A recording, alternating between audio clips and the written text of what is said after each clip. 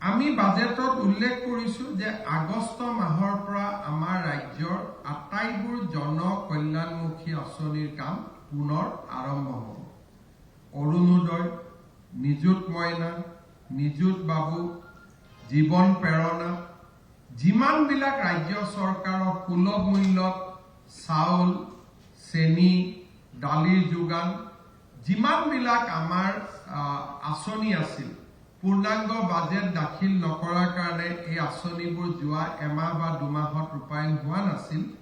আগষ্ট মাহৰ পৰা এই সকলো আঁচনি ৰূপায়ণৰ আমি আমাৰ প্ৰতিশ্ৰুতি দোহাৰিছো। আপোনালোকে জানি নিশ্চিতভাৱে সুখী হ'ব যে প্ৰথমবাৰৰ বাবে আমাৰ চৰকাৰে আমাৰ জনমুখী আঁচনিবিলাকত আমি কিমান টকা ব্যয় কৰোঁ।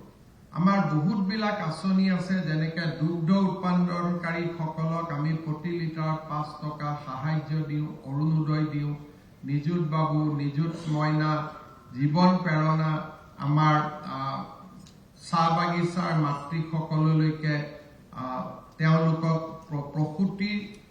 প্ৰসূতিকালীন সময়ত আমি দিয়া সহায় সুবিধা, এই আটাইবোৰ ধৰিলে আমাৰ এই বছৰ আমি জন কল্যাণমূলক আঁচনিত 6,000 কোটি টকা আমি ব্যয় কৰিম।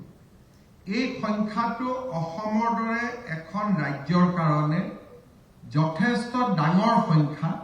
6,000 crores আমি বাজেটত উল্লেখ কৰিছো যে আমাৰ গোটেইবোৰ বিভাগত সামগ্ৰিকভাৱে আমি অৰুণোদয়কে ধৰি আমাৰ ফ্লেগশ্বিপ স্কিমবিলাকৰ ক্ষেত্ৰত আমি 6,000 কোটি টকা আমি খৰচ কৰিম।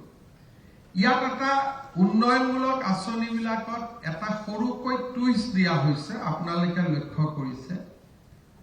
মই অকণমান সকলোৱে বুজাকৈ ৰাষ্ট্ৰীয় দৰ্শকৰ কাৰণেও ক'ব খুজিছো। पहला बार असम सरकार ने एक सिद्धांत लिया है कि जो भी व्यक्ति पॉलीगेमी में इन्वॉल्व होगा उनको सरकार से कोई स्कीम नहीं मिलेगा। जो भी व्यक्ति बहुविवाह में लिप्त होगा उनको सरकार का द्वारा दिया गया कोई भी स्कीम का सुविधा असम में नहीं मिलेगा। साथ साथ में हमने ये भी बता दिया है कि कोई भी व्यक्ति पॉलीगेमी में इन्वॉल्व होगा उनको, अगर वो सरकारी कर्मचारी है, तुरंत सरकार उनको काम से बर्खास्त करेगा। साथ में हम ये भी बताए हैं हमारा बजट में, हमें जो ये हजारों करोड़ रुपया हम लोगों को हम देने का काम करता हूं, शिक्षा या महिला उत्तरण जैसा कोई भी स्कीम में, अगर उनका क्रिमिनल एंटीसीडेंट होगा तब भी वो स्कीम का योग्य पात्र विवेचित नहीं होगा।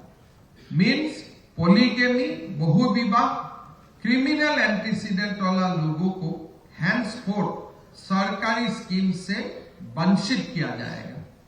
অসমে নাৰী অধিকাৰৰ ক্ষেত্ৰত অকল অৰুণোদয়ৰ জৰিয়তে নহয়, লাখপতি বাইদেউৰ জৰিয়তে নহয়, আজি আমি আৰু এটা ঐতিহাসিক সিদ্ধান্ত লৈছো যে বহু বিবাহত জড়িত কোনো ব্যক্তিয়ে কোনো ধৰণৰ চৰকাৰী আঁচনি নাপাব। সি প্ৰধানমন্ত্ৰীৰ আৱাসে হওক, বিনামূলীয়া চাউলে হওক বা সি অৰুণোদয়ৰ দৰে আঁচনিসমূহে হওক।